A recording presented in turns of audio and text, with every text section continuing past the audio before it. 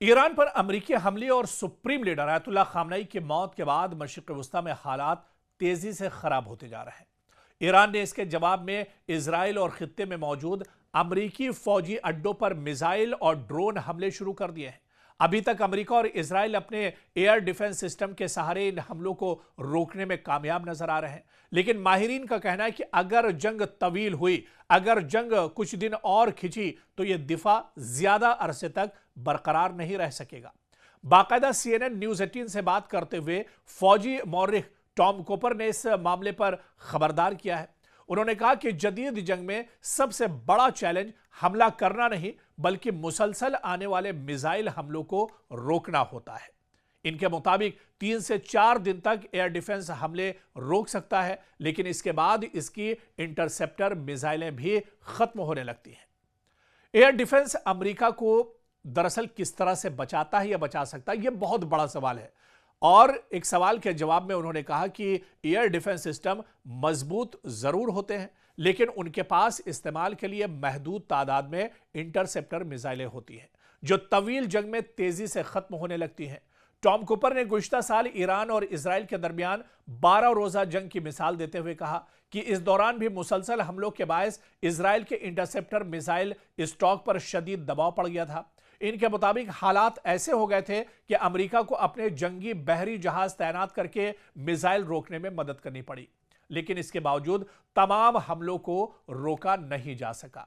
और इस बार भी आप देखिए कि टॉम कूपर ने कहा कि एयर डिफेंस 1, 2, 3 या 4 दिन तक मौसिर अंदाज में काम कर सकता है, लेकिन अगर मौजूदा कशीदगी भी तवील हो गई तो अमेरिका और इजराइल दोनों को असलहे के जखायर, सप्लाई और मुसलसल जारी एयर डिफेंस ऑपरेशंस के शदीद दबाव का सामना करना पड़ेगा।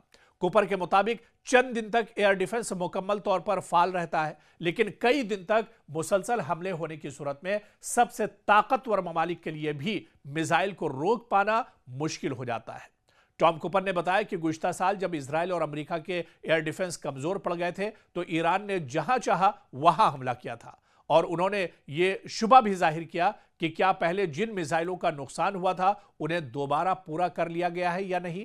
इस पर टॉम कूपर ने मजीद कहा कि ईरान के पास मुख्तलिफ रेंज और रफ्तार की बड़ी तादाद में बैलिस्टिक मिसाइल मौजूद हैं। अगर इन्हें मुसलसल लहरों की सूरत में दागा गया, यानी एक साथ कई मिसाइल दागे गए, तो किसी भी एयर डिफेंस सिस्टम पर दबाव बढ़ना यकीनी हो जाता है। ऐसे में अगर मशरिक़ वस्ता का यह तसादुम तवील हो गया तो हालात मजीद खतरनाक हो सकते हैं, और इसका सीधा सीधा जो असर है वो एक तरह से इजराइल और अमेरिका पर भी कहीं ना कहीं पड़ सकता है। तो ऐसे में ईरान और इजराइल और खलीजी ममालिक अब तक का जो सबसे बड़ा और मोहलिक मिसाइल हमला है वो एक तरह से किया गया है।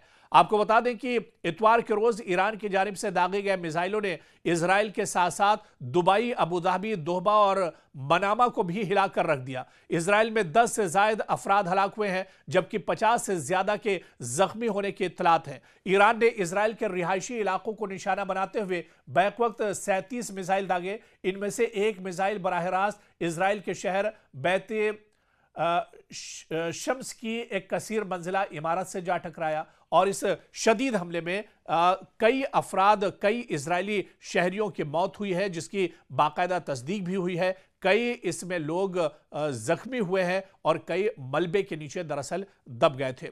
और इस बीच आप देखिए कि अब ईरान ने दरअसल अपने हमले और तेज कर दिए हैं। अब तो सऊदी अरब भी एक तरह से महफूज नहीं है। सऊदी अरब में पहले ऑयल जो रिफाइनरी है उस पर निशाना साधा गया, उसके बाद अब ये खबर आ रही है कि रियाज में अमेरिका का जो एक तरह से सिफारत खाना है उसे एक तरह से निशाना बनाया गया है, और यहाँ पर ईरान का जो ड्रोन है उसके जरिए हमला किया गया है। तो पूरा मशरिक़ वस्ता एक तरह से जंग की जद में है। पूरे मशरिक़ वस्ता में एक तरह से हलचल तेज हो गई है, और ऐसे में अभी ईरान ने तो शुरुआत की है। अभी ईरान ने तो अपने पुराने हथियार निकाले हैं। अभी ईरान ने अपना असल हाइपरसोनिक मिसाइल सिस्टम नहीं खोला है, और जिस दिन ईरान अपना हाइपरसोनिक मिसाइल निकाल देगा उस दिन इजराइल और अमेरिका एक तरह से सोचने पर मजबूर हो जाएंगे। और जिस तरह से ईरान के supreme leader Ayatollah Ali Khamenei ने कहा था कि अगर दुश्मन ईरान की तरफ देखता है तो फिर सिर्फ तलाबीब नहीं बल्कि पूरे इजराइल को एक तरह से तबाह बर्बाद कर दिया जाएगा, नेस्तो नाबूद करके रख दिया जाएगा।